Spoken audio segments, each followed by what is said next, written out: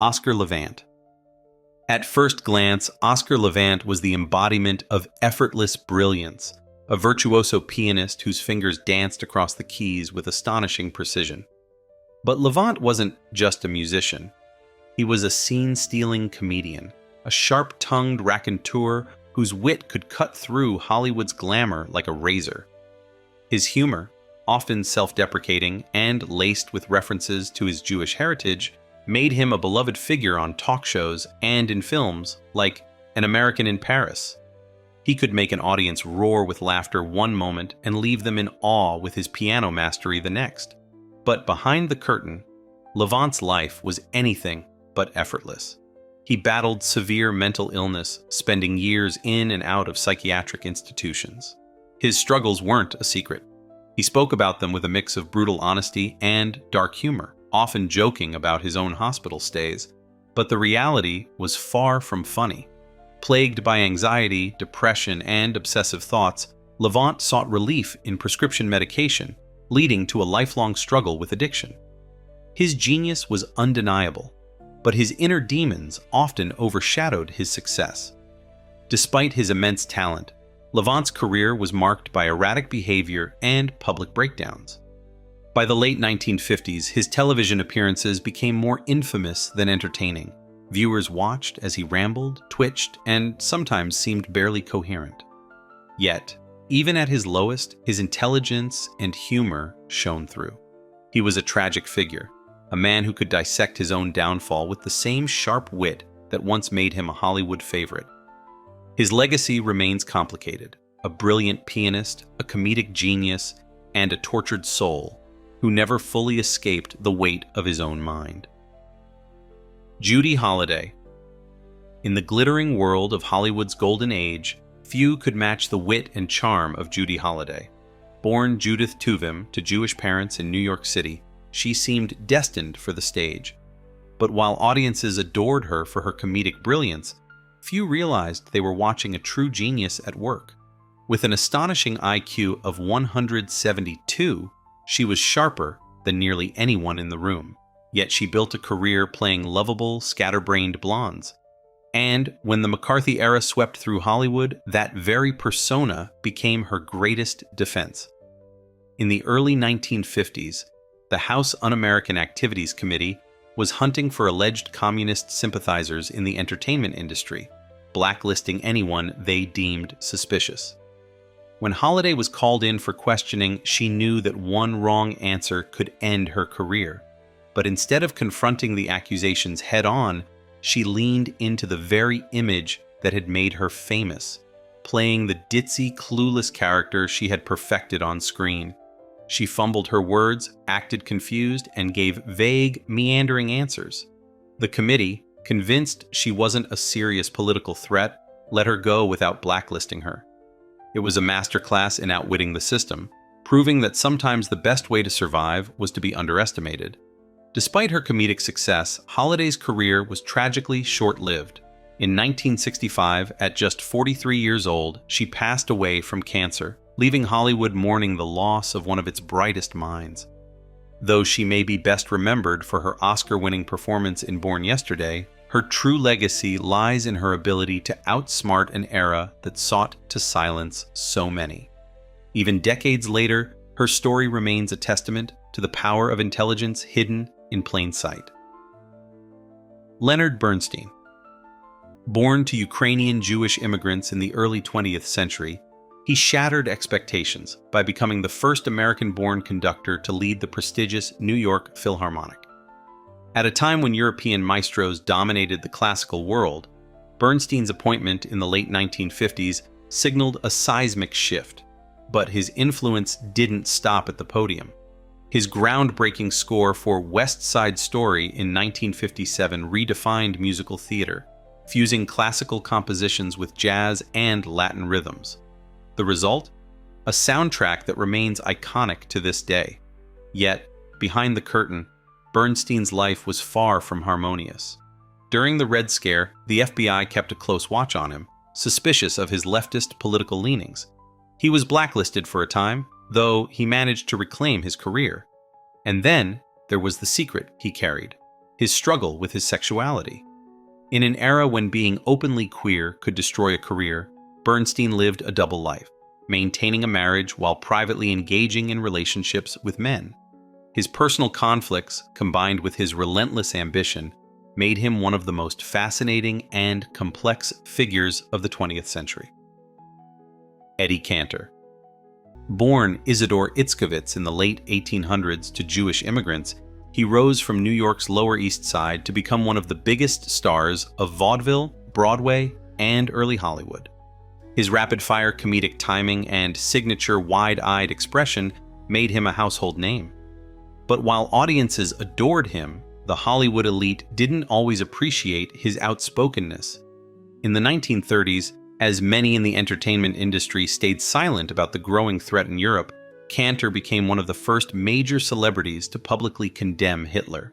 He used his fame to raise money for Jewish refugees, a move that put him at odds with powerful figures in Hollywood who preferred to avoid controversy.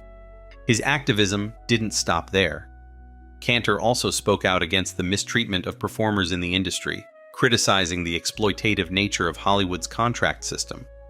This didn't sit well with studio executives, and his career took a hit as a result.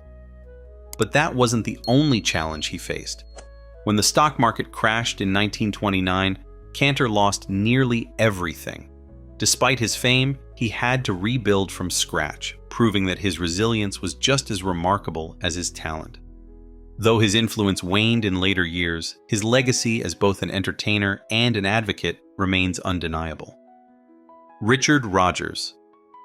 Richard Rodgers was a genius of melody, a man who shaped the sound of Broadway like no one before him.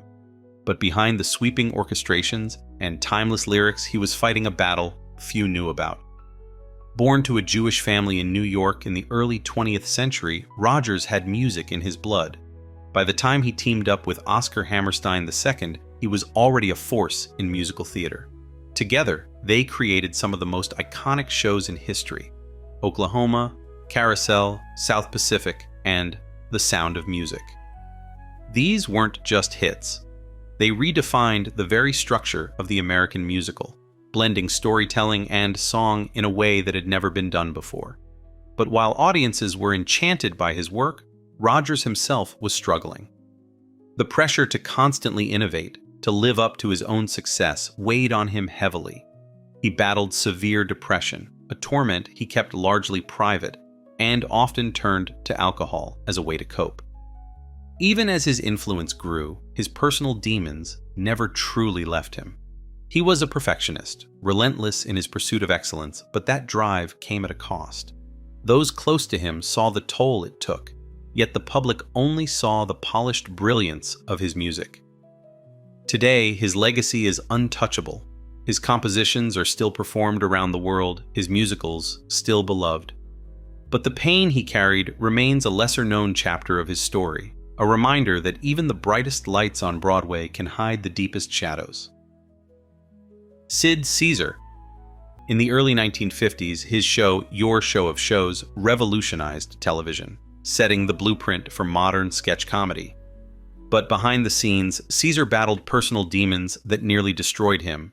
His struggles with alcohol and pills were no secret, and his temper was just as legendary as his comedic timing. One infamous story claims he once hurled a typewriter out of a window in a fit of rage. Yet, despite his personal turmoil, he played a crucial role in shaping the future of comedy. He mentored some of the biggest names in the industry.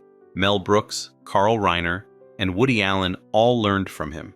Without Caesar, the landscape of American comedy might have looked very different. His influence was undeniable, but his internal battles were just as defining as his genius. Red buttons. Imagine being so good at making people laugh that no one believes you can make them cry. That was the challenge for Red Buttons, born Aaron Chwat to Jewish parents in New York City. He got his start cracking jokes in the Borscht Belt, the legendary circuit of resorts that launched countless comedians. But Hollywood had other plans for him. In 1957, Buttons defied all expectations when he won an Academy Award for his heartbreaking performance in Sayonara. Audiences who knew him for his wisecracks were stunned. This wasn't just a funny man. This was a serious actor with real dramatic weight. His transformation was undeniable, but success came with a cost. Despite his Oscar win, Buttons found himself on Hollywood's blacklist, suspected of leftist sympathies during the height of the Red Scare. Suddenly, the same industry that had celebrated him was keeping him at arm's length. Work became harder to find, and for a time it seemed like his career might never recover. But Buttons was nothing if not resilient. By the 1980s, he had reinvented himself yet again, becoming a favorite guest on late-night talk shows. His Never Got a Dinner routine, a hilarious and heartfelt tribute to unsung figures, became a signature bit that endeared him to a new generation of fans. Even after Hollywood tried to shut him out, Red Buttons proved that real talent and real heart could never be silenced. Jack Benny. Long before stand-up comedy became an art form, one man mastered the craft of timing, wit, and self-awareness: Jack Benny. Born Benjamin Kubelski in the early 1900s to Jewish parents, Benny didn't just entertain America. He outmaneuvered the deeply ingrained anti-Semitism of Hollywood with a weapon few saw coming: self-deprecating humor. While studios often sidelined Jewish performers or forced them into stereotypes, Benny flipped the script. His on-air persona, a miserly, vain, and perpetually 39-year-old man, was a brilliant act of subversion. By exaggerating these traits to absurdity, he made audiences laugh with him, not at him.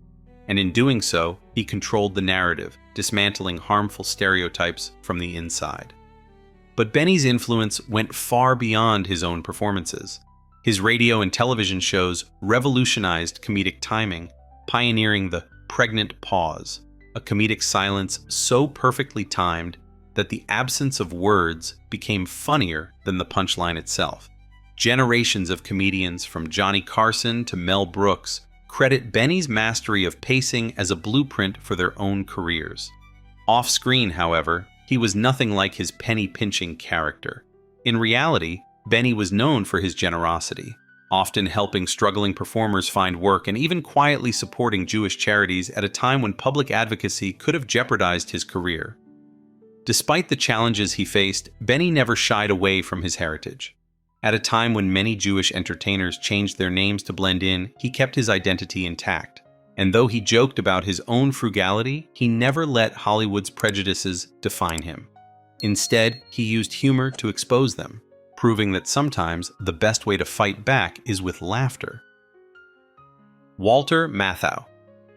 Walter Matthau was Hollywood's favorite grump, but few knew the depth behind his signature scowl. Born Walter John Matthau to Jewish immigrants, his journey to stardom was anything but ordinary. Before he was cracking jokes on screen, Matthau was decoding enemy messages as a radio cryptographer in World War II. He served in the Army Air Corps, rising to staff sergeant and earning 6 battle stars, an impressive feat for a man best known for his comedic timing. But acting was always his true calling.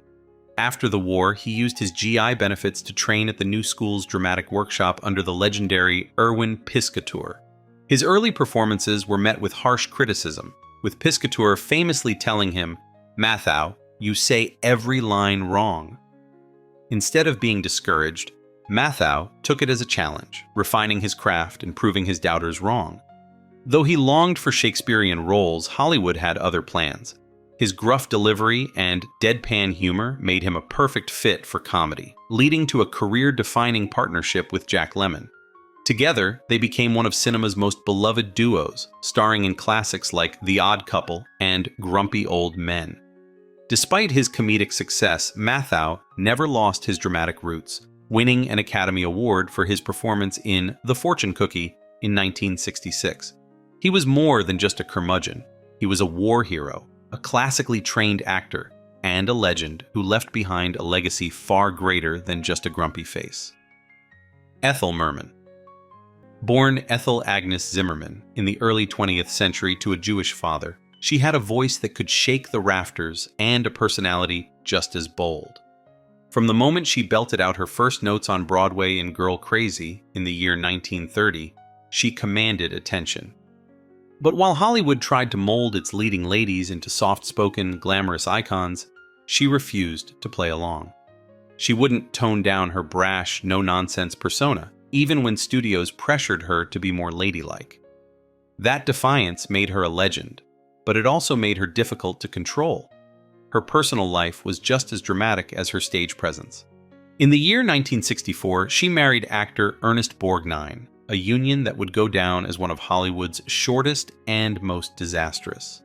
Just 32 days later, the marriage was over, ending in a bitter split that neither of them ever fully explained.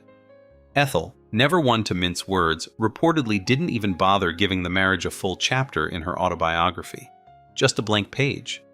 And then there was her astonishing secret. Despite her unmatched vocal power, she never actually learned to read music. She relied entirely on her ear, picking up melodies instinctively. It was a skill that baffled musicians and made her an enigma in the industry.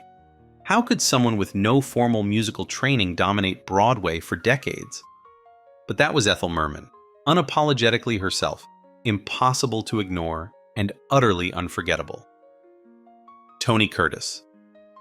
He had the looks of a matinee idol, the charm of a silver screen rogue, and a name that wasn't his own.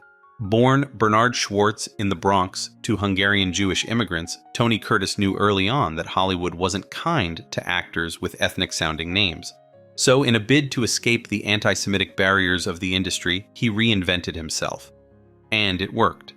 By the early 1950s, Tony Curtis was one of the most sought-after leading men in Hollywood. But despite his dashing image, Curtis struggled to be taken seriously as an actor. For years, he was typecast as the handsome heartthrob, a role that paid well but left him artistically unfulfilled. That all changed with Some Like It Hot in 1959.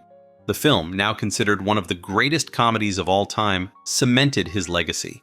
But behind the scenes, Curtis had a miserable time. He later admitted he disliked working with Marilyn Monroe, calling her difficult and unpredictable. His glamorous life came with a dark side. Curtis battled drug addiction and financial troubles later in life, a stark contrast to the golden boy image he once projected.